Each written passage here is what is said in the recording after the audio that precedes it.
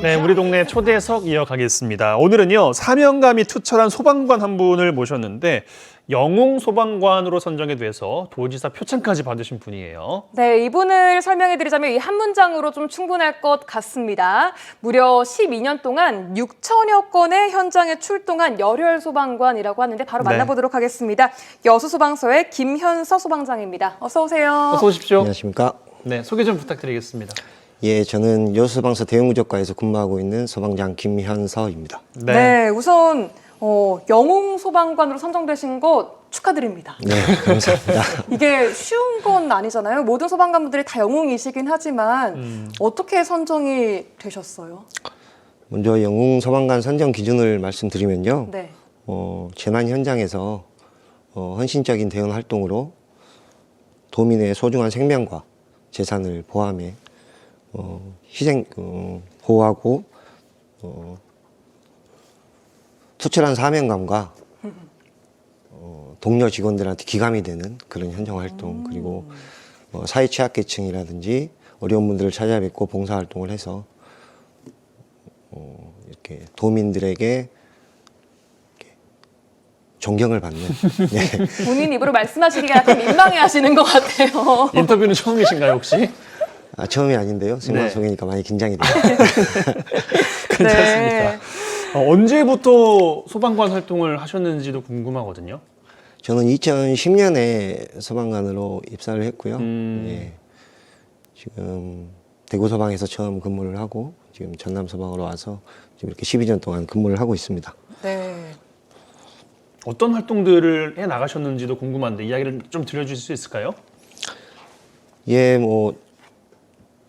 이제 영웅 소방관으로 선정된 계기는 이제 2020년에 구례군 집중호우 시 침수 지역의 인명구조 활동을 했었고요. 네. 2019년 독도 소방헬기 추락 사고 때 수색 지원 활동을 했고, 2017년 여수 수산시장 화재 진압 활동과 또 작년 7월부터는 119 생활안전 순찰대 일을 하면서 이제 지역에 어렵게 홀로 사시는 어르신들과 거동이 불편하시거나 장애를 앓고 계시는 분들을 찾아뵙고 이렇게 도와드리는 일을 하고 있습니다.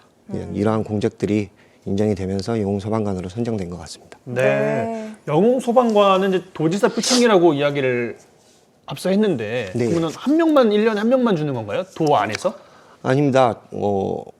여러 이제 희망자들이 올라오면 그 중에서 네. 이제 심사를 해서 3명이, 3명이. 예, 1년에 3명이 추천되고 있습니다. 작년 그 3분 중에 한 분이시군요. 네, 그렇습니다. 네. 근데 전직을 보니까 특전사 출신이시라고요. 네. 이 체격도 굉장히 좋으신 것 같은데 그 과거의 경험이 도움이 많이 되나요? 소방관 일을 하시면서? 아무래도 특전사 군 생활을 하면서 예, 강화 훈련이라든지 산악 극복 훈련, 뭐 수상 침투 훈련 이런 것들이 소방관 활동을 하면서 현장에 나가 보면은 산악 사고 현장, 순환 사고 현장들과 환경이 굉장히 비슷합니다. 네. 네, 그런 것들이 도움이 되는 것 같고요. 가장 큰 도움이 되는 거는 아무래도 강인한 정신력과 체력이지 않을까 생각합니다. 갑자기 또 약간 군인처럼 보이기도 하고요. 이런 말씀 들으니까. 그러면 이 특전사에서는 몇 년 동안 근무를 하시다가 소방관이 되신 거예요? 특전사에서 5년 3개월 근무를 했고요. 갑자기 소방관으로 진로를 바꾸신 이유는 뭐예요? 군생활 할 때는 구조 특채 분야, 이 분야에 대해서 알지 못하고 있었어요. 근데 구조 이제 특채 분야. 네. 그런데 이제 전역하신 선배님이 구조대원으로 합격을 하시고 부대를 방문하셔가지고 구조대원 경력시험 분야에 대해서 설명을 해줘서 알게 됐고요. 그 뒤로 이제 저도 준비를 해서 소방관이 되고, 소방관이 되고 나서도 현장 산이나 바다 쪽으로 현장을 다니다 보면 군생활을 했을 때 추억들이 새록새록 떠올라서 다시 군대를 재입대해야 되나? 정말요? 아주 잠깐 잠깐 했었던 것 다시 같습니다. 돌아오나요? 그 생각은 다시? 아니, 지금은 전혀 아닙니다. 알겠습니다. 네. 이 구조 경력 채용은 특전사 출신만 할 수 있는 거예요? 그렇지 않습니다. 대한민국에 이제 특수부대 출신들이 많이 있는데, 특수부대가 많이 있는데, 이제 소방에서 인정해주는 특수부대가 있고요. 또 이제 그 특수부대 출신으로 2년 이상 근무를 하고, 또 하사 이상의 계급으로 또 1년 근무를 하신 분들이 이제 자격이 주어지고, 요즘은 특수부대로 인정되는 부대들이 굉장히 많아졌어요. 그리고 군경력도 제가 들어왔을 때보다는 조금 축소된. 그래서 자격 요건이 많이 생긴 분들이 문이 많이 더 계실 열렸군요. 겁니다. 예. 네. 추천하십니까? 후배들에게? 많은 분들이 도전하셨으면 좋겠습니다. 네, 알겠습니다. 소방관 되고 12년 동안 무려 6천 건 현장에 출동했다고 앞서 소개를 드렸는데 아니 이거 그냥 나누기만 해봐도 1년에 500번이잖아요. 이게 네. 가능한 숫자입니까? 현재도 소방 공무원들의 출동량은 계속 증가하고 있는 추세예요. 그래요. 예. 화재, 구조, 구급 이렇게 생명과 네. 재산에 밀접한 출동뿐만 아니라 벌집 제거, 동물 구조, 맞아요. 잠금 장치 개방 이런 생활 안전 구조까지도 이제 도맡아서 하고 있고요. 네. 2021년부터는 전국 최초로 전남 소방에서 시행한 119 생활안전 순찰대, 생활안전 말씀하신 서비스 거요? 네. 또한 이제 많은 분야에서 우리 소방관들이 활동을 하고 있으니까요. 저희 소방관들 많이 응원해 주십시오. 네. 12년 동안 6천여 건이면 정말 다양한 현장에 가셨을 텐데 현장 다니시면서 그 사명감이 정말 꼭 필요한 직업이잖아요. 맞아요. 네. 어떤 현장이 가장 좀 기억에 남으신지도 궁금해요. 아무래도 소방관으로 근무를 하다 보면은 인명을 구조했던 현장들이 가장 기억에 남는 것 같습니다. 네.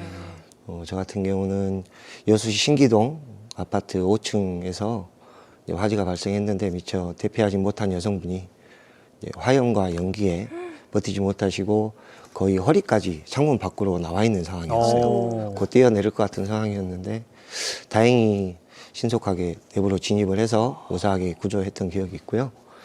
또 여수시 오림동 주택화재에서는 현장에 갔더니 그 손자가 먼저 대피 나와 있더라고요. 근데 가니까 할아버지가 아직 대피를 못 하셨다고. 안에 계신다. 예, 그래서 이제 안에 수색을 했더니 안방에 쓰러져 계시더라고요. 다행히 이제 호흡은 하고 계셨고, 그래서 이제 보조기를 씌우고 구조를 해서 구급대원들한테 인계했던 기억이 있는데요. 가장 기억에 많이 남는 거는 2020년 구례군에 있었던 집중호우시 사건들이 아닌가 싶습니다. 비 진짜 많이 왔어요. 네, 예. 2020년 8월 8일인데요. 구례 지역은 연일 계속되는 폭우 때문에 섬진강 수위가 많이 올라와 있는 상태였어요. 사진처럼 다 잠겼잖아요, 정말. 네. 저기는 피아골 사진인 것 같은데 네. 저기도 현장에 나가 있었고요. 저희 대원들이. 네. 저때 당시에 호우경보였기 때문에 저희는 비건자들도 다 사무실에 나와서 근무를 하고 있는 상황이었습니다. 다 비상 대기를 하셨겠어요. 네. 그리고 여기 보시는 사진은 저희 구조대원들이 이제 저쪽 진입하는 복귀를 하다가 아, 네. 저기 옆에 보이는 추행차량 포토 보이시죠? 네. 네. 다 잠겼잖아요. 먼저 침수되어 있는 차량들을 발견했던 거예요. 그래서 이제 저 차량에 있던 구조대원들이 내려서 저분들을 구조를 해서 하고. 구조 차량으로 이제 빠져나오려고 했는데 음. 수위가 너무 급격하게 불어나다 보니까 구조 차량도 빠져나오지 못하는 상황이 된 아이고. 거죠. 그래서 이제 구조대원들이 차량에 있던 구명조끼나 레스큐 튜브, 구명안을 이용해서 요구조자들을 착용을 하고 구조공조차 위로 지붕으로 대피를 시키고 구조 요청을 했었죠. 그때 당시에 저도 구례 읍내 오일시장 쪽에 현장에 있었는데 구조 요청을 받고 사무실로 빠르게 복귀를 해서 보트하고 순환 장비들을 챙겨서 현장으로 이동을 했습니다. 네, 현장 인근에 가보니까 이미 1층은 아예 보이지도 않았고요. 굉장히 걱정이 많이 됐죠. 저희 동료들과 요구조자들이 굉장히 걱정이 많이 됐었는데 천천히 이제 보트를 타고 이동을 해서 가보니까 이제 눈에 보이니까 그때서야 좀 안심이 됐었죠. 그래서 현장에 도착해서 보트로 한 번에 요구조자를 모두 구조할 수 없었기 때문에 이제 나눠서 이렇게. 노약자분들이나 분해자분들 먼저 구조를 하고 순차적으로 이제 모두 구조를 했었던 것 같습니다. 네. 참 이게 굉장히 위험한 상황이었기 때문에 또 많은 분들을 또 구조해 내서 지금은 이제 조금 편하게 이야기하시지만 그때는 전혀 편한 상황이 아니었잖아요. 얼마나 절박했어. 그때 당시에 저희 산악구조대원들은 그 같이 근무하던 동료를 며칠 전에 하늘나라로 먼저 보냈었어요. 맞아요. 예. 그래서 아직 슬픔도 가시지 않은 상황에서 저런 일들이 일어나서 많이 힘들었어요. 슬퍼할 겨를도 없이 네. 바로 현장에 또 투입이 돼야만 하는 그렇습니다. 참 감사할 일입니다. 그래도. 맞아요.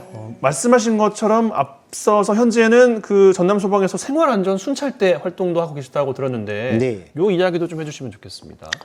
네, 119 생활안전 수찰 때는 구조 9급 전문 자격을 갖춘 소방대원들이 각 마을의 이장님들과 협의를 해서 이제 홀로 사시는 독거노인이나 취약계층 분들을 가정에 직접 방문해가지고 생활 속 위험 요소를 제거하고 생활 불편 사항을 해결해 드리는 일을 하고 있고요. 2021년 5월에 강진군, 장원군을 최초 시작으로 8월부터는 전남 22개 시군으로 확대 운영하고 있습니다. 주택용 소방시설 설치, 가스, 전기 등 화기 지급시설 점검, 그리고 당뇨, 혈압 측정 등 간단한 생활의료 서비스를 지원해드리고 있고요.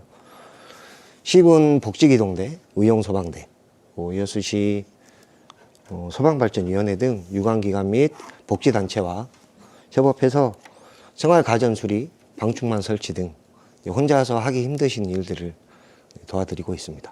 네, 정말 소방 업무만큼 중요한 일을 하고 계시는 것 같습니다. 네. 자, 마지막 질문으로 소방관님의 앞으로의 그 계획도 궁금하거든요.